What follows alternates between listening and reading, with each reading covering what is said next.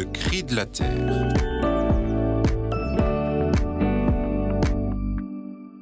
Le pape François n'aura donc pas vu ici-bas le 10e anniversaire de son encyclique Laudato Si.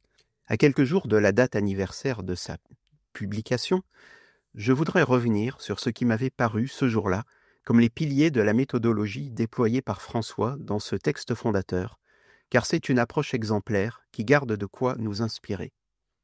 Le premier point, c'est le recours à l'approche systémique. La création, depuis ses ressources inanimées jusqu'aux sociétés humaines, en passant par l'ensemble des êtres vivants, même les plus humbles, n'est pas une collection juxtaposant les hommes à des milliards de trucs ou de machins, c'est un système. Tous ces éléments, en particulier vivants, interagissent et dépendent les uns des autres. Leurs destins sont liés par des liens très concrets, et pas seulement philosophiques ou moraux. Par exemple, sans insectes, pas d'agriculture. L'étude de ces liens, c'est précisément l'écologie scientifique.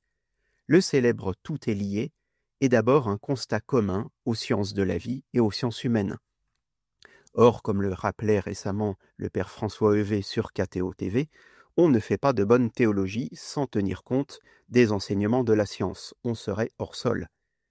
Le second point, c'est qu'avec François, l'écologie marche sur deux jambes.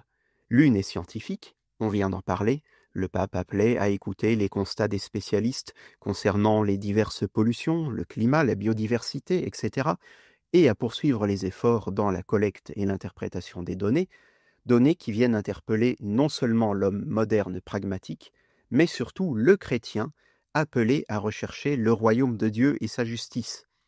La crise écologique est une injustice envers toute la création, notamment envers les pauvres. C'est un péché contre le projet créateur de Dieu qui n'a pas créé tant de vie juste pour que nous la détruisions. Le but de la création est la louange divine, et cela est vrai pour chaque créature, rappelait François. La domination brutale et despotique, créée par le paradigme technocratique, est un péché. À sœur notre mère la terre, comme disait un autre François, François d'Assise, nous devrions redire « J'ai péché contre le ciel et contre toi ». Être disciple du Christ à notre siècle requiert de considérer la création comme un système, à l'appel de la science, afin d'en respecter les dynamiques, la fragilité, la beauté, à l'appel de Dieu, et de servir nos frères à l'appel du Christ.